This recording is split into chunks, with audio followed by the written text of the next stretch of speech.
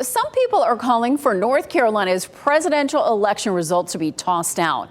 They only want lawmakers to be able to decide the outcome, saying Helene's damage has made it impossible to have a secure election. At a recent event in Selma, the group talked about pressuring specific lawmakers to make that happen. WRAL's Capitol Bureau Chief Laura Leslie is live at the Southeast Raleigh YMCA voting site. Laura, how legal would that be to throw out the ballots? Well, Deborah, the State Board of Elections said it would not be legal, but right-wing political activists say that it would be. And they're calling for a pressure campaign on House Speaker Tim Moore and Senate Leader Phil Berger to get them to step in. Noted political operative Ivan Raiklin has dubbed himself former President Donald Trump's Secretary of Retribution. He was a speaker at a recent Christian nationalist rally in Selma. He told the crowd the election would be rigged, and the only way to protect it is to pressure Republican state lawmakers to intervene and throw out the results if Trump doesn't win. They have the political obligation to remedy an illegitimate election.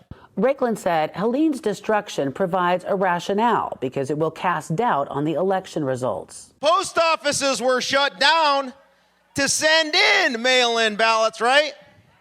Is that going to impact those western counties?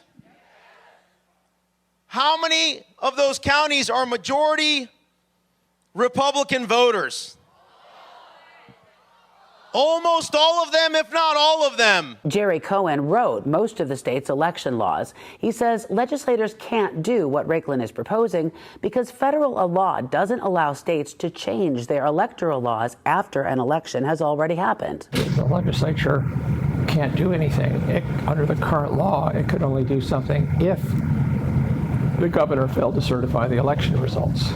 None of that trumps the Constitution. Noel Fritch is an associate of Raiklin's. He also believes state lawmakers, not voters, should decide this presidential election if Trump doesn't win here. What you're talking about doing is advocating for lawmakers to throw out the votes of people. Is that not disenfranchisement? No, so they have elected their representatives, and so we do not have a direct democracy. Now, Fritch said his group has been in contact with some state lawmakers about this issue. They're going to be back in town for another disaster relief session on Thursday, actually. I contacted House Speaker Tim Moore's office and Senate Leader Phil Berger's to ask if they had heard from this group, and they did not respond to my questions. I also did not get a response to my request to interview Mr. Raiklin himself. Laura Leslie, WRAL News, live in Raleigh.